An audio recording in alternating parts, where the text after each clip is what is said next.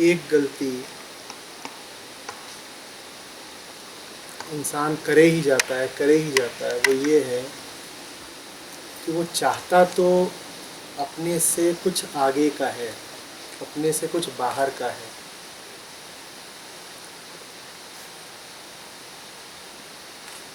लेकिन अपने से आगे कुछ हो सकता है वो इसकी संभावना से भी इनकार करता है। ये ऐसी सी बात है कि मैं टॉफ़ी चाहूँ और साथ ही साथ मेरा पक्का यकीन इस बात में हो कि टॉफ़ी जैसी कोई चीज़ होती नहीं, तो मैं अपनी ही चाहत के फिर खिलाफ खड़ा हूँ। फिर जो मैं चाह रहा हूँ वो कभी मुझे मिल नहीं सकता, वो कभी हो नहीं सकता। हम सब अपने आप से ऊबे हुए रहते हैं और परेशान रहते हैं, ठीक है ना। हम जैसे हैं हमें वही तो नहीं सुहाता, हम उसी से तो आगे निकलना चाहते हैं। हम सब ही कुछ और हो जाना चाहते हैं ना। हम सबको बदलाव चाहिए, चाहिए कि नहीं, चाहिए कि नहीं। तुम जैसे हो तुम्हें पसंद है, तुम्हें कुछ और होना है, तुम्हें कुछ और होना है। और जो कुछ भी आप अपनी इच्छा से कहते हो होना, उससे भी आगे कुछ और होना है, उससे भी आगे कुछ और होना है, उससे भी आगे कुछ और होना है। तभी तो आप की चाहत कहीं रुकती नहीं, तभी तो आप लगातार बदलना चाहते हो, प्रगति करना चाहते हो, इसीलिए ना।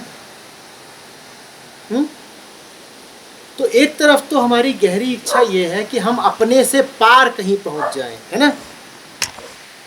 और दूसरी ओर हम इस बात को स्वीकार भी नहीं करते कि हमसे पार, हमसे आगे कुछ हो सकता है। प्रमाण उसका ये है कि हमारे लिए कुछ भी दैवीय नहीं है, पूजनीय नहीं है, सीक्रेट नहीं है। कुछ हमारे लिए दैवीय हो, उसका प्रमाण ही यही होता है कि हम उसके सामने नमन करते हैं, झुकते हैं। अगर आप कहीं झुक नहीं सकते तो इसका अर्थ है कि आप पूरी दुनिया को, पूरे अस्तित्व को अपने ही तल पर मानते हो। जो आपके तल पर ही है उसके सामने आप क्यों झुकना चाहोगे। आपको लगता है सब कुछ उसी तल पर है जिस तल पर मैं हूं, तो इस कारण आप झुकना नहीं चाहते। न झुक करके आप अपने से आगे वाले को, अपने से पार वाले को मान्यता ही नहीं देते। आप कह देते हो तू है ही नहीं। जब तू है ही नहीं तो तेरे सामने झुकने का सवाल क्या। ठीक है, आपने निर्णय कर लिया,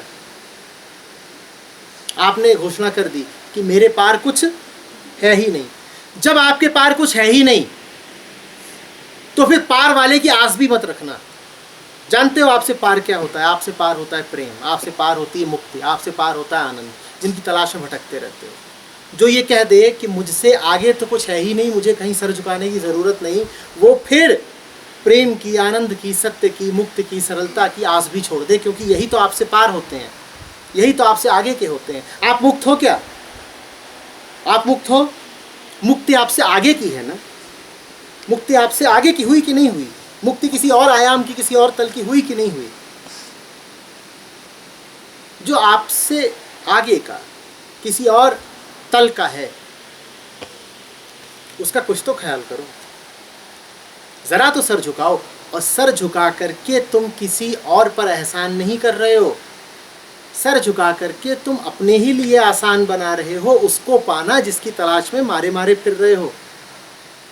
वरना ऐसी ही हालत रहेगी कि मुझे टॉफी चाहिए, पहला वक्तव्य, और दूसरा टॉफी जैसी कोई चीज होती नहीं। अब ले लो टॉफी जहां से मिलती हो।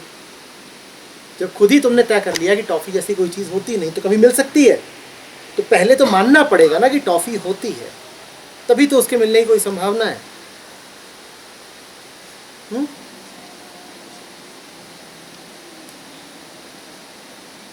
मन के लिए, अहम के लिए ये बड़ी दुखदाई बात होती है कि उसे मानना पड़े कि वो सीमित है,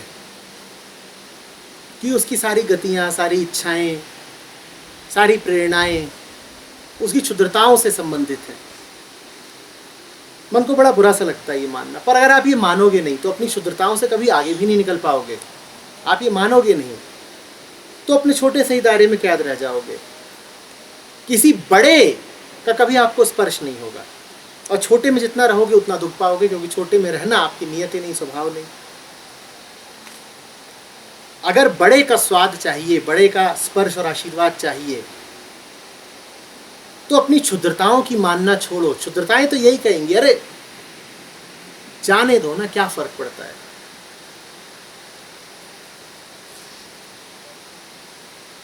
गधे घोड़े सब बराबर।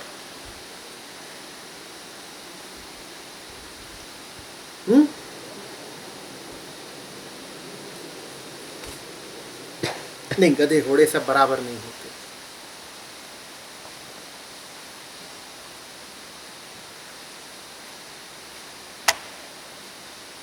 एक कहानी सुनी होगी आपने, अंधेर नगरी की, सुनी है?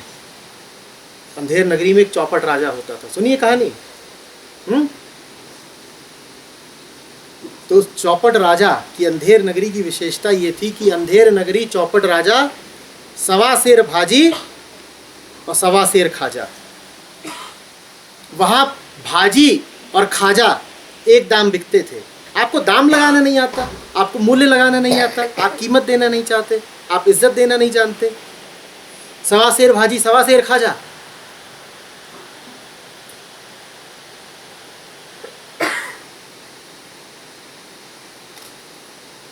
देवालय और शौचालय एक है,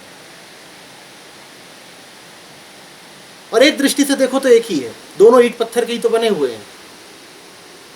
पर जरा दूसरी दृष्टि से देखना सीखो। देवालय और शौचालय एक नहीं होते।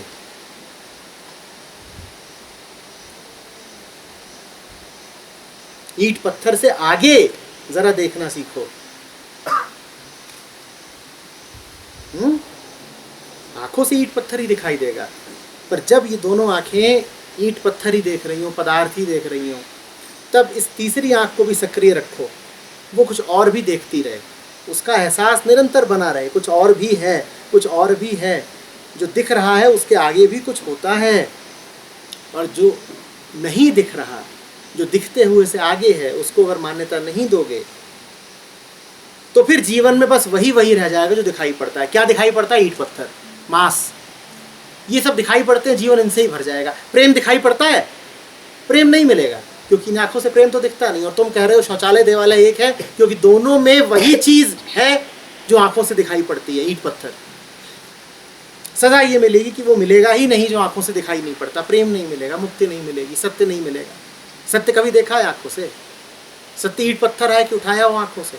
ये वो चीजें हैं जो हमारे तल की नहीं है। हमारा तल इंद्रियों का, पदार्थ का तल है।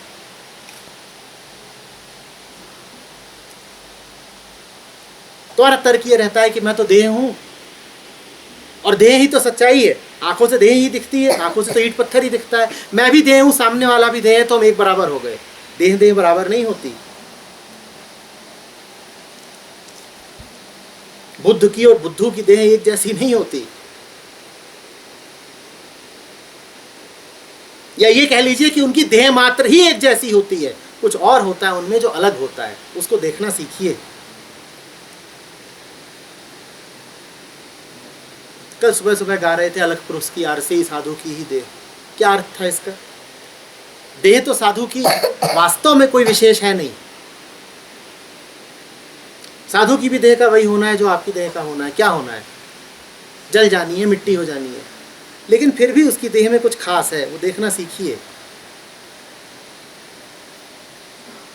और वो देख पाने की दृष्टि नहीं है तो वंचित रह जाएंगे।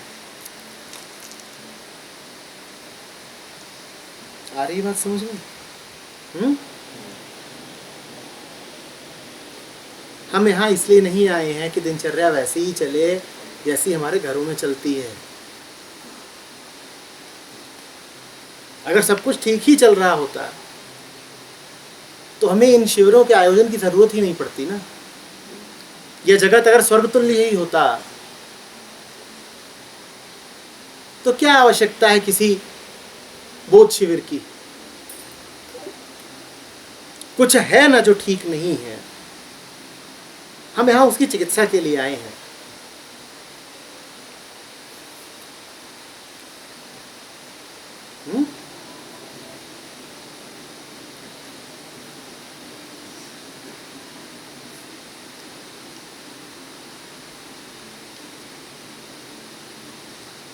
वैसी दिनचर्या नहीं रख सकते जैसी एक आम रोगी रखता है। थोड़ा कष्ट होगा, पर वो कष्ट लेंगे तो आनंद भी बहुत है। बताइए क्या लिखा है?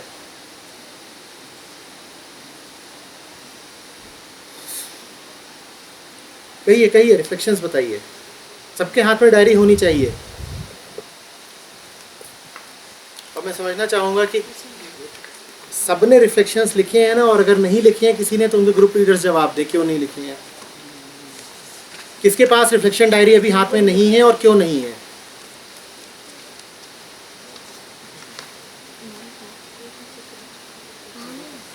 क्यों? लिखना होता है रजनी जी, वो तो पहली बार आए हैं, आप तो जानते हैं लिखने का कुछ महत्व होगा तभी लिखने को कहते हैं। ध्यान ही तो कीमती चीज है, ध्यान नहीं है तो फिर जीवन में क्या है? इसीलिए बता दिया, मेरी गलती सबसे पहले, मैंने नहीं लिखा, कुछ भी नहीं लिखा। तुमने क्यों नहीं बताया रेवन मम्मी को? तुम तो जानते हो, तुम तो कैंप में पहले आ चुके हो।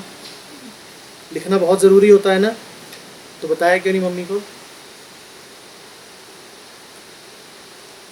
सबको दूसरे को सहारा देना होगा, जो नहीं जानता है उसे बताना समझाना होगा। आप ये नहीं कर सकते कि किसी को अकेला छोड़ दिया कि उसको नहीं पता है, नहीं लिख रहा है तो कोई बात नहीं।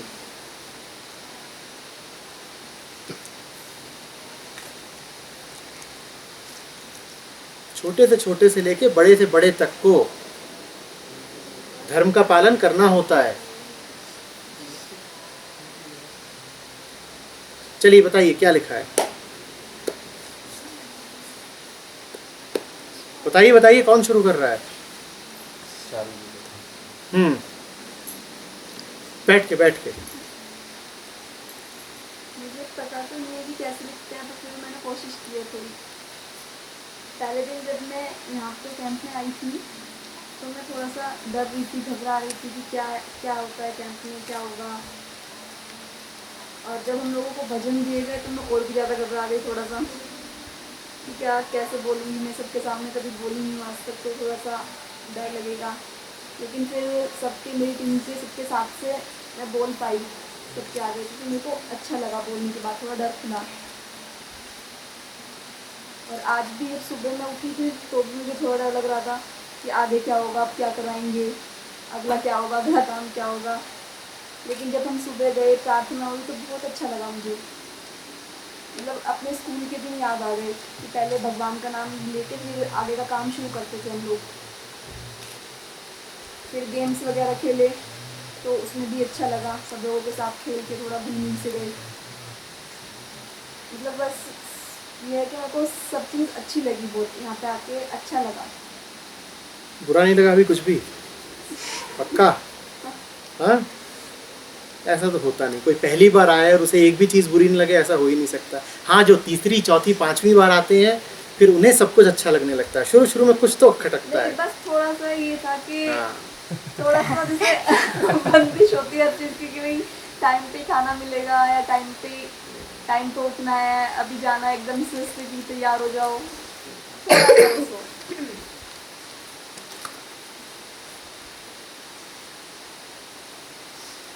थोड़ा बहुत दर्द होना चाहिए।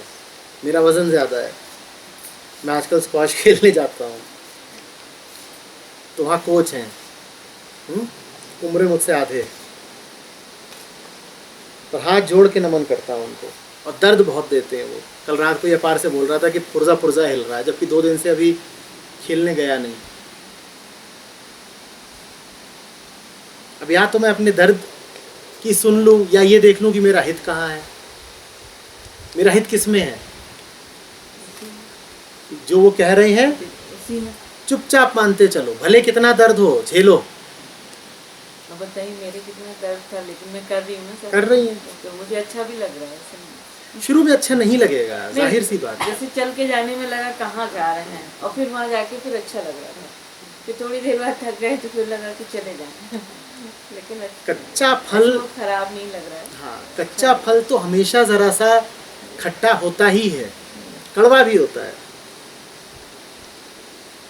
फिर क्या होता है? पकता है, मिठास तब आती है, तो थोड़ी प्रतीक्षा करनी होती है।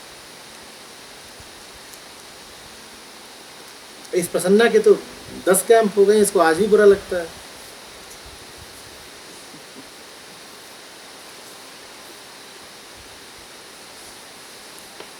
अर्चना को भी बोलिए कि अर्चना ग्रुप लीडर बन जाओ, फिर हालत देखिए। जन्मों की वृत्तियां हैं, इतनी जल्दी थोड़ी चली जाती हैं। जन्मों की वृत्तियां हैं। अभी आज कुछ होने जा रहा है 1-2 घंटे बाद, अभी देखिएगा आप लोगों को कितना बुरा लगेगा। मुझे अभी से माफ करिए। 2 ही घंटे बाद किसी चीज़ की तैयारी है, वो बुरी लग सकती है। कुछ लोगों को बहुत अच्छी भी लगेगी। तो मज़ा आ रहा है सुन के। ये देखो किसी बात पे हंसता नहीं है, इस बात पे इसको मज़ा आ रहा है। बताइए और बताइए। कौन बोलेगा? जल्दी जल्दी जल्दी, दिल से बोलिए। आपने पूछा कैसे लिखते हैं, कैसे भी नहीं लिखते हैं। जो दिल में आए सीधे बयान करते हैं। ये जगह बनावटी नहीं है। बनावट तो हम वैसे ही बहुत रखते हैं, यहाँ ज़रा साफ बयानी होती है। बोलो कौन बोलेगा? हाँ, हिमांशु, लड़का मेरा। बोल बोल, अब तो तू शेर हो गया है, बोल खुल के बोल।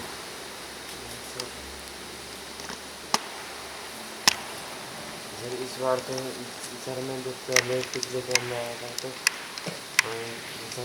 जब डर लग रहा था कि पहले इधर पैसा, पिछले कैंप की कहानी सुना सबको, मजे दिला। आजा।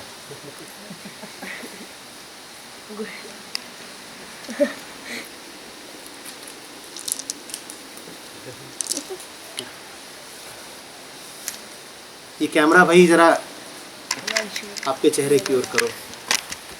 नहीं बैठ जाओ, ऐसे उठा लो। नीचे ना बैठ। हाँ, या बैठ जाओ तो नीचे कर दो। स्टॉप कर दो।